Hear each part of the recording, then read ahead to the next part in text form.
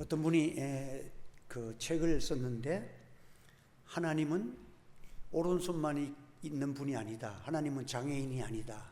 하나님은 왼손도 가지고 있다. 우리는 하나님의 오른손이 권능의 손이고, 또 기적을 행하시는 손이고, 축복의 손이고, 그래서 오른손을 들어 축복해 달라는 그런 기도도 많이 합니다.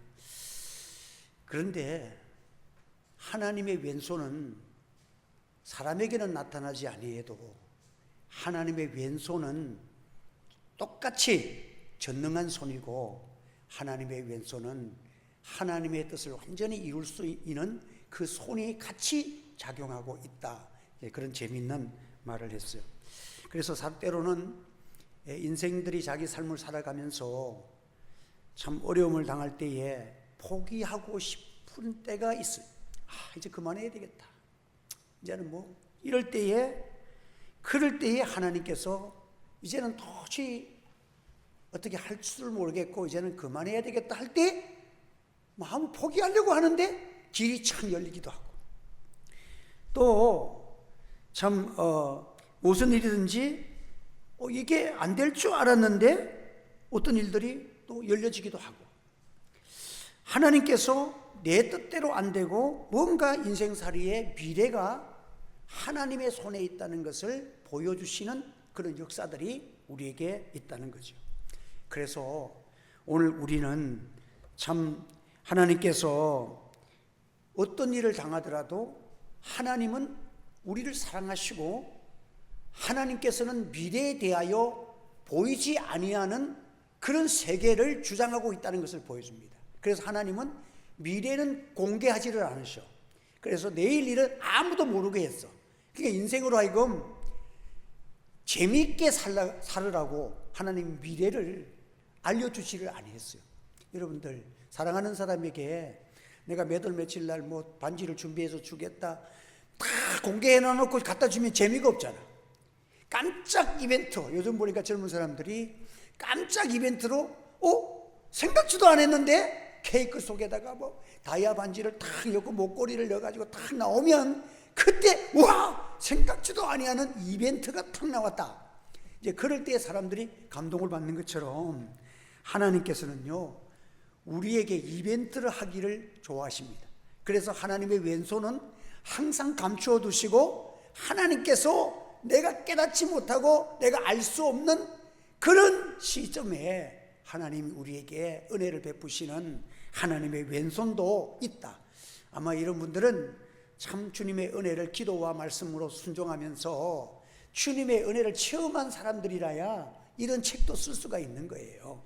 그래서 오늘 우리가 하나님 앞에서 이 세상을 살아가면서 하나님께서 우리가 뜻대로 살아갈 때에 내 뜻대로 되는 것보다 우리 예수님의 기도처럼 아버지의 뜻대로 되기를 원합니다.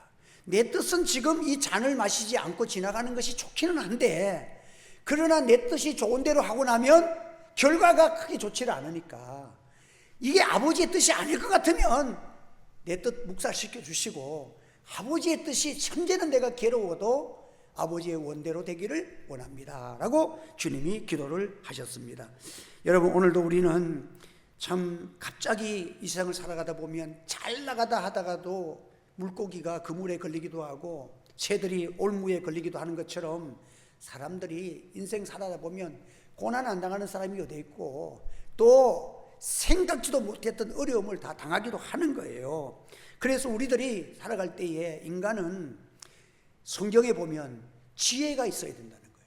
지혜가 없으면, 힘이 있는데 무식하면 이 사람은 독재자가 되고, 결과적으로 그 끝은 여러분들 파멸로 끝나게 돼 있어요. 이 역사가 증명하는 거예요. 오늘도 우리 열왕기서를 통해서 우리 깨닫는 게 뭐냐 하면, 하나님을 떠난 인생이 힘을 의지하고 쾌락을 의지하고 자기 것을 가지고 하다가 결과적으로 보면 다 끝이 멸절당하고 멸망하고 그냥 마지막이 비참해지는 그 결과를 우리에게 나타내주고 있는 것입니다.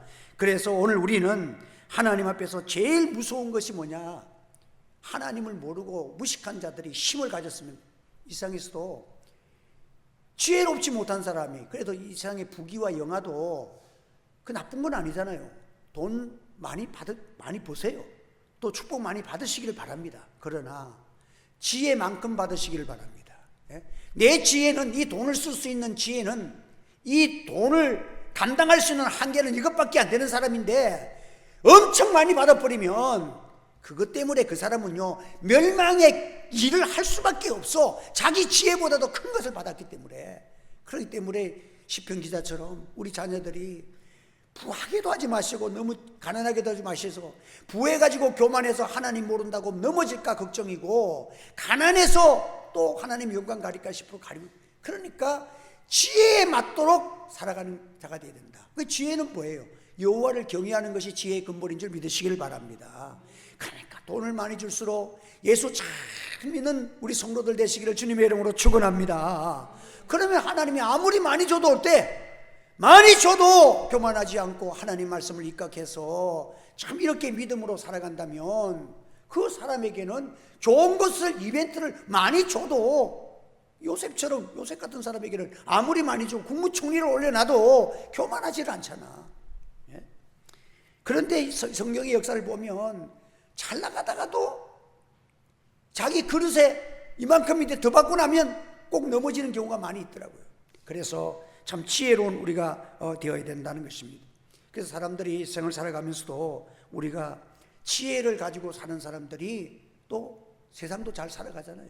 어떤 회사에서, 너무 큰 회사인데 우리 교회도 이렇게 뭐 식구가 얼마 많지 않지만은 주일 한번 지나고 나면 이 일회용 컵이 정말 많아. 그냥 여기는 한 두 주간에 한 번씩 치우면 이번 주간에 두 주간 치우다 보니까 그냥 컵만 해도 쓰레기에 종이는 이제 이거는 재활용이 되니까 참 많이 쌓여요. 그런데 그게 왜냐하면 컵의 이름이 일회용 컵이기 때문에 그런 거예요.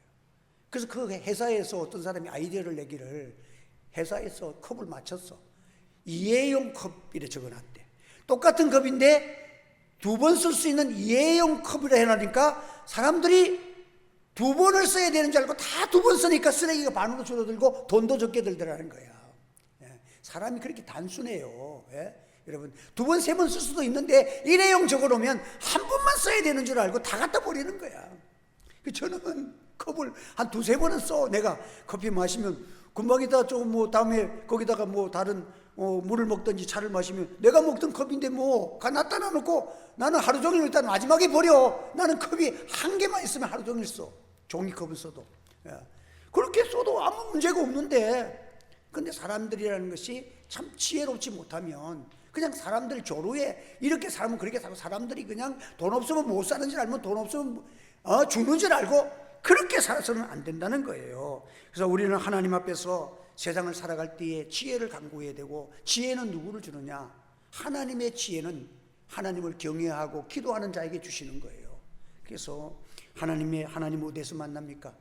큰 지진이 일어나는 거기서도 주님 못 만났잖아요. 바람이 강하게 불고 산을 가리고 바위를 날려버리는 강한 바람 속에서도, 그런 기적이 나타나는 곳에도 하나님의 음성이 들리질 않았어. 조용한 가운데, 세미한 가운데, 조용하고 귀를 기울일 때에 들려지는 음성, 그게 골방에서 주시는 하나님의 은혜인 줄 믿으시기를 바랍니다. 그래서 교회는요, 주님의 음성을 들으려면 여러분들이 다 고요한 시간을 찾아야 돼요. 주님을 만나는 시간을 찾아야 돼요. 우리 한국 교회가 왜 지금 위기냐? 제가 이 감남산 기도원에 가봤더니 누가 뭐 가서 기도하고 싶다 해서 가서 보니까 뭐 예배도 안 드리고, 지금 이 경남역 쪽이 밑에서는 제일 잘 됐다고 하는 기도원인데 낮에 가니 집회 시간이 사람들이 차가 없어. 이제는 기도원을 찾는 그런 기도원에서도, 기도원이 조용하게 괴로운 힘든 영혼들이 거기에 와가지고 은혜 받고 기도하는 장소로 제공해야 되는데, 교회를 같이 만들려고 욕심 부리다가 지금 기도원들이 목사님부터 안 가기 시작하니까 다 무너지고 말았어. 여러분, 오늘 우리는 하나님 앞에 겸손해야 됩니다.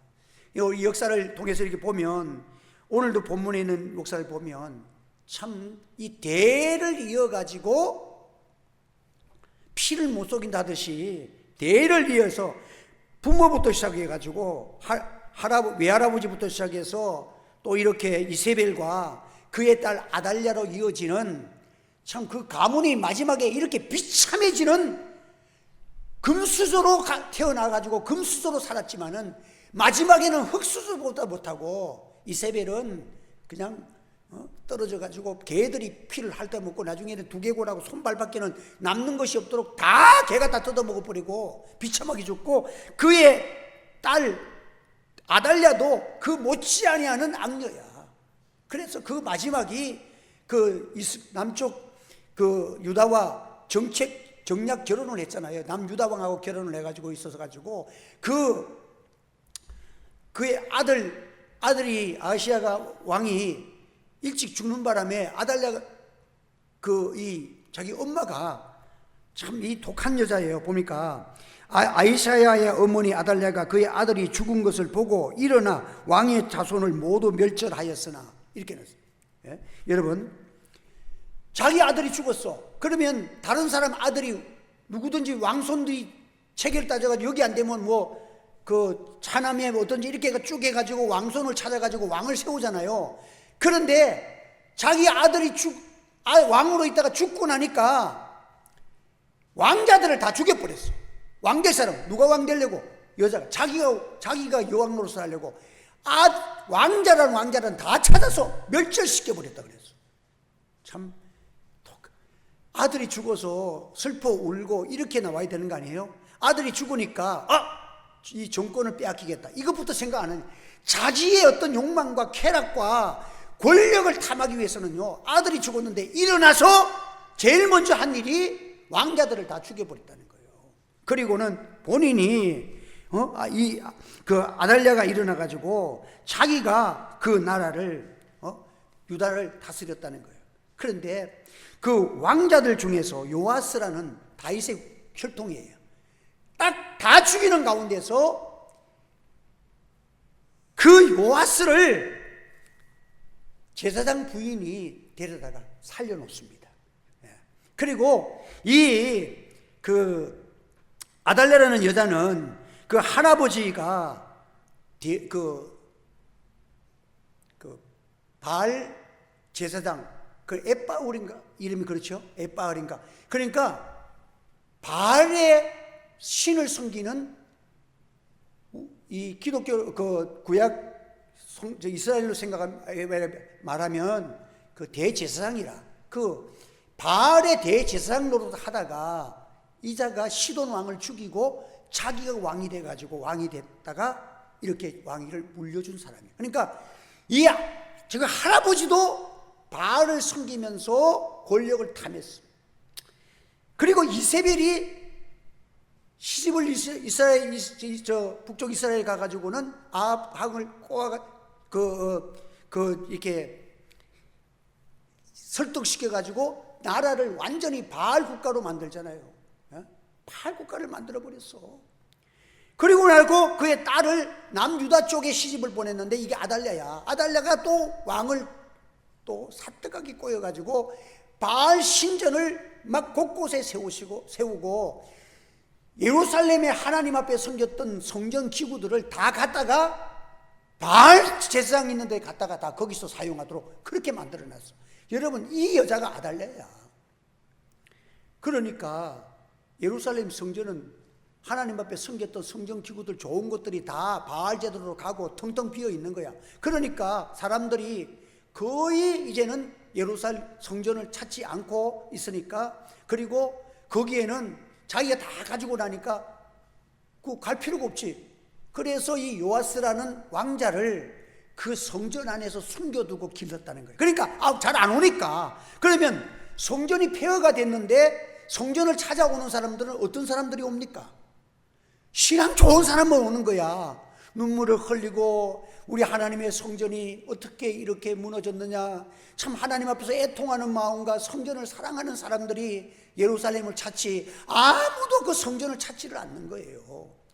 그래서 오히려 성전의 기구를 다 빼가고 성전을 폐허로 만들어 버리니까 사람들이 안 찾아오니까 거기가 왕자를 숨겨 기르기에 참 좋은 장소가 되었어. 그래서 한 살 때 길러가지고 6년 동안을 거기에서 숨겨 길러가지고 7살 때에 다시금 제사장과 또 방백들이 탁 성전을 중심으로 했고 거기 오는 사람들을 만난 사람들이 다 신앙이 좋잖아. 거기서 와서 이렇게 방백들을 불러 이 제사장이 제사장 이름이 요야다가 방백들을 불러 모은 거야.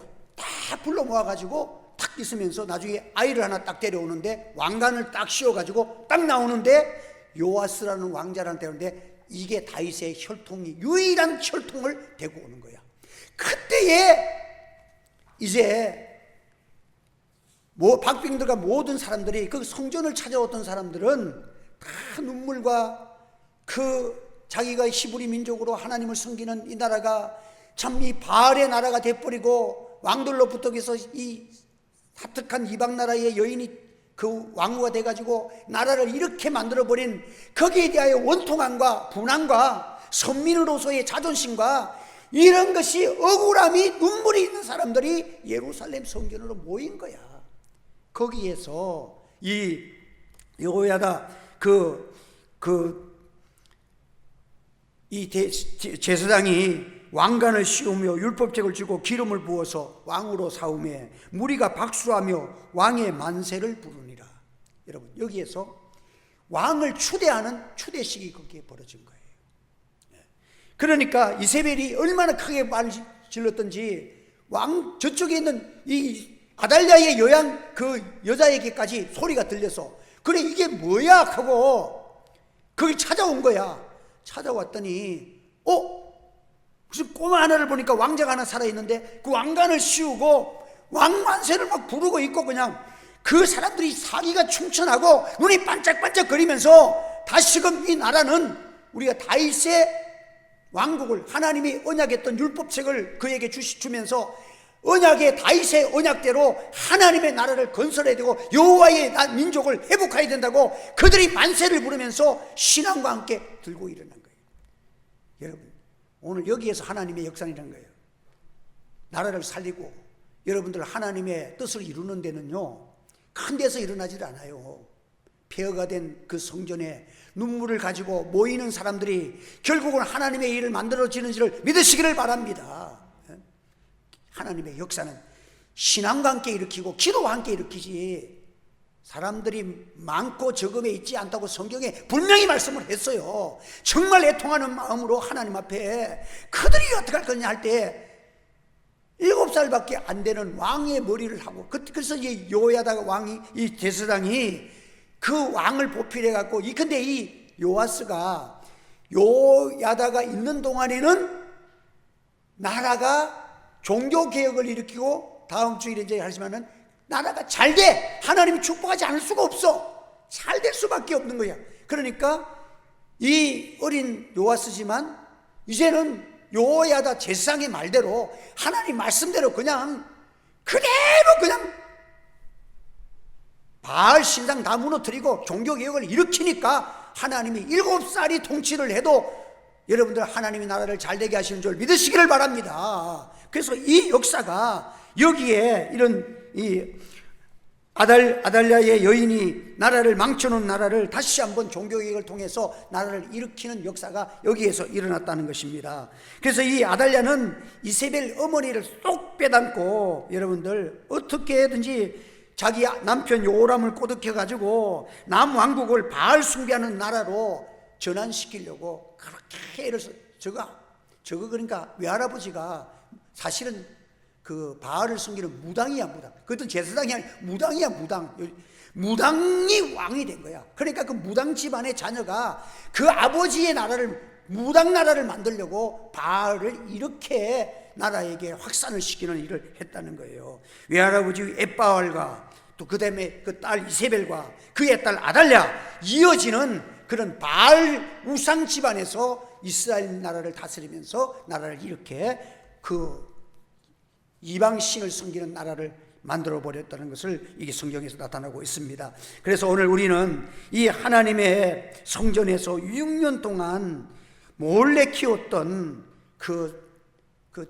저 제사장과 그의 아내가 참 얼마나 하나님 앞에 기도하며 그 왕자를 다윗의 후손 그 씨를 마르지 않기 위해서 그 왕자를 숨겨두면서 성전 안에, 폐허가 된 성전 안에서 그를 교육을 시키고 말씀으로 교육을 시키고 7살이 될 때까지 그렇게, 그래서 7년이라는 그 7살이 됐다는 것은 그 성경적으로 뭐 신학자들은 뭐 하나님의 때 실수 7년이라는 것은 하나님의 숫자인데 하나님의 때까지를 기다렸다가 이제 때가 되어서 이렇게 종교개혁을 일으키고 나라를 이제 일으켰다. 그러니까 이 아달랴가 막 거기서 분을 내면서 반역이로다 반역이로다 하면서 고함을 지르면서 막 거기서 아주 폐역을 부립니다.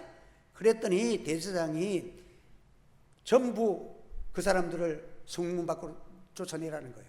그래서 성문 밖에는 벌써 딱 방백들과 그 호위병들을 딱 배치해 놨다가 나오는 족족 하나도 없이 다, 만약에 이 사람들을 한 사람이라도 살려주면 그 죄값을 너희 가정에게 행할 테니까 전 바알을 숨겼던 아달랴로부터 시작해서 그 모든 대신들을 하나도 빠짐없이 다 처단하라 해가지고 아달랴까지 전부 처단시키는 그런 그 사건이 여기에서 결론적으로 이루어지고 아달랴 가정이 이렇게 망쳐졌다 하는 것입니다.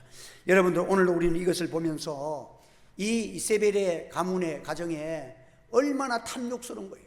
그들은 자기의 정권과 우상 섬기는 사람들의 특색은요, 아무것도 아니에요. 여러분들 무당 구다는 데 가보세요. 전부 거기에서 무슨 선한 일을 많이 하게 해달라든지 뭐 내세를 어떻게 잘 살고 이런 게 아니야. 전부 다 장수, 부귀, 영화 땅 위에서 이것을 누려보자고 다 무당구다는 거예요. 우리 기독교인들은 그게 아니에요. 여러분들, 하나님 앞에서 이 땅 위에 사는 날 동안에 하나님의 나라를 건설하고 하나님의 주시는 물질과 은사를 가지고 주님의 영광과 선한 일에 많이 힘쓰는 저와 여러분 되시기를 예수 이름으로 축원합니다.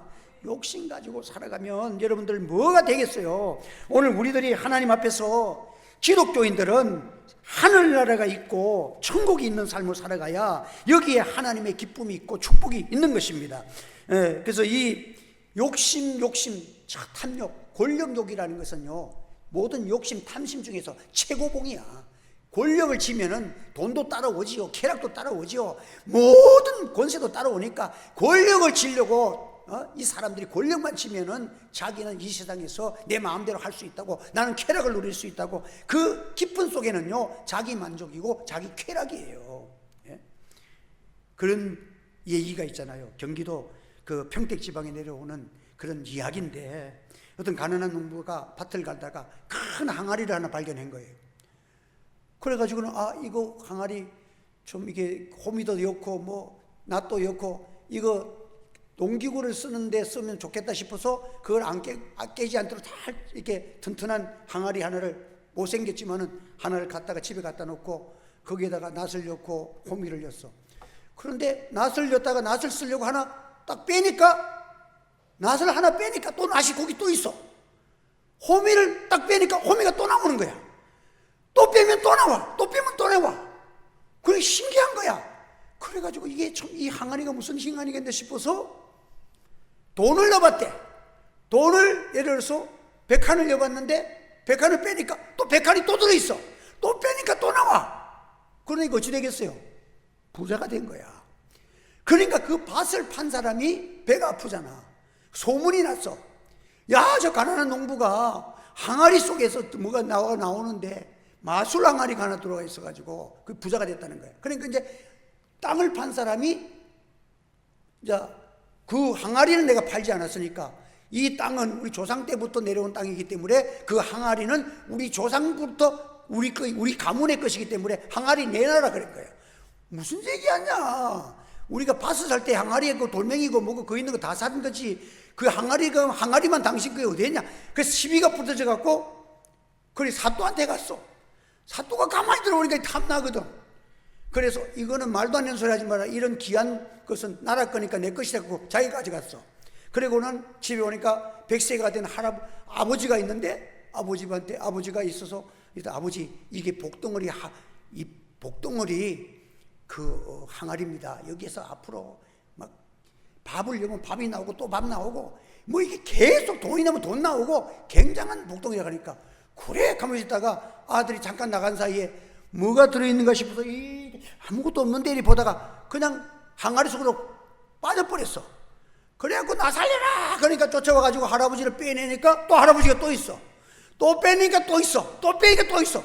온 대청마루에 백세목을 할아버지가 꽉 찼어.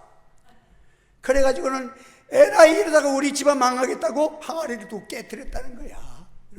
그러니까 끝나잖아. 여러분, 참 인간의 욕심은 끝다는 거예요. 그래서 우리가 어릴 때에 주일학교 때부터 참 재밌는 이야기를 많이 해요. 그게 뭐냐? 욕심이 잉태한 즉 죄를 낳고 죄가 장성한 즉 사망을 낳느니라. 그래서 우리 어릴 때는 참 선생님들이 그런 걸 많이 가르쳤어요. 정말 작은 도둑이 이번에 지금 사건 난 거 보니까 사람을 강간하고 죽였는데 그 아버지가 경감인데 그거를 죄를 적게 하려고 그 밑에 사람들에게 그거 했다가 많은 사람 다 죽이잖아 지금. 예? 죄를 지었으면 엄격하게 해야 돼. 이거는요 어떤 은평제일교회에서 일어난 시기적인 그 권사님이 이제 지금 권사님 됐지만은 그분이 그 자녀가 하루는 학교 가방을 들으니까 없었던 좋은 무슨 학용법이나 뭐가 이렇게 있더래요. 그래서 이게 어디에서 있냐고 이렇게 했더니 할 말을 더듬거리면서 친구가 줬다네. 그래 그 친구 집에 누가 줬네? 친구 집에 전화했다니까 저 집에서 준 적이 없대.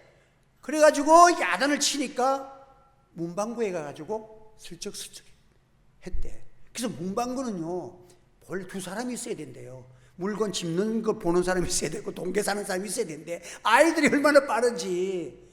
그래서 애를 데리고 문방구에 가가지고는 문방구 주인한테 그랬대. 우리 이놈이 도둑놈입니다. 도둑질 했어요. 이놈 벌 줘야 됩니다. 막 살려달라고 막 빌고 해도 그거 가지고 그래가지고 다시는 그 아이가 범죄하지 않도록 그거 하기 위해서 그렇게 교육을 시켰다고 그 목사님이 어제 아래 내가 갔더니 그 설교 중에 그 말씀을 하시더라고요. 여러분들 작은 죄를 어릴 때에 내가 이렇게 밭에 있는 풀을 뽑아보면 이만큼 싹 났을 때 그 가시도 치고 하는 거 그거 그때 안 빼버리면 이 크니까 나무 하나가 번져가지고 그게 막 그냥 도깨비 풀 같은 게 번져가지고 그거 하나 빼려면 온 몸에 가시 다 붙어야 돼. 여러분들 어릴 때에 하나님의 말씀대로 우리 마음속에도 여러분 우리가 하루를 살아도 더러운 것들이 묻기도 있고 내 마음에 욕심도 있고 주님을 멀리하는 일이 있으면 즉시 그 자리에 엎드려서 하루에 여러분들 정오 시간을 통해서 회개하는 여러분 되시기를 바랍니다. 그래서 빨리빨리 회개해서 내 심령 속에 주님께서도 매일매일 발을 씻으라 그랬잖아요. 우리가 죄가 잉탕하면 안 됩니다. 그래서 한국교회가 이제는 우리가 적은 것이라도 하나님 앞에 나가서 기도하고 회개하고 성결을 유지하고 하나님의 기쁨이 되는 이런 생활을 하시면 하나님이 우리와 함께 할 줄 믿습니다. 그래서 우리 모두가 정말 이 역사를 돌아보면서 역사에 무너지는 그런 재앙들이 큰 것 같아도 다 자기 탐욕 하나 때문에 다 무너지고 마는 거예요. 오늘 우리가 이 세상을 살아가면서 짧은 인생 살아가면서 우리는 천국에 옮기는 생활을 해야 되잖아요. 작은 것이라도 우리가 옳은 일에 동참해서 나중에 좀 있으면 천국 가봐. 주님이 다 심판하실 건데 너 내 이렇게 많은 축복 줬는데 너 뭐하다 왔어? 통장에다가 돈 10억 모아놓고 왔습니다. 20억 모아놓고 왔습니다. 잘했다 충성된 종아 하겠어요? 여러분들 우리가 하나님 앞에서 이 세상을 살아가면서 그래도 작은 일이라도 내가 100만을 벌면 당무 10,000원이라도 옳은 일에 동참할 수 있어야 되고 1,000,000원을 벌면 다른 사람 10,000원 하면 10만원이라도 해야 되잖아. 그렇게 해서 우리가 하나님 앞에서 천국 가서 주님 만날 때 그래도 하나님 내가 믿음이 적어서 많이는 못해도 참 주님의 말씀대로 작은 것이라도 신고 왔습니다. 그래서 천국에서 좀 찾을 것이 있어야지. 우리 성도들이 이런 마음을 가지고 욕심에 이끌려 살지 말고 성령의 소욕의 사람은 사랑이 넘쳐나고 마음속에서 천국이 있어요. 하늘나라가 보이는 거야. 그래서 오늘 새벽에도 제가 설교했잖아요. 눈이 어떠냐에 따라서 인생이 달라진다고. 여러분들 눈이 밝아야 됩니다. 천국이 보이지는 영안이 열려지기를 예수 이름으로 축원합니다. 눈이 어두면 세상밖에 몰라. 여러분들 욕심에 등해서 죄를 낳고 결국 사망 노릇하는 이 가정 역사의 이 이세벨의 가문을 바라보면서 오늘 우리가 어떤 자세로 세상을 살아가는가. 우리는 믿음을 가진 사람들이며 천국과 하나님의 자녀로서 날 구속하신 주님의 십자가의 그 사랑에 감격이 있는 그런 우리 속에서 기도와 눈물이 있는 형제를 사랑하는 아름다운 마음을 가지고 여러분의 삶 속에서 하나님의 은총과 하나님의 축복이 함께하기를 예수 이름으로 축원합니다. 기도하겠습니다. 거룩하신 하나님 아버지, 은혜를 감사합니다.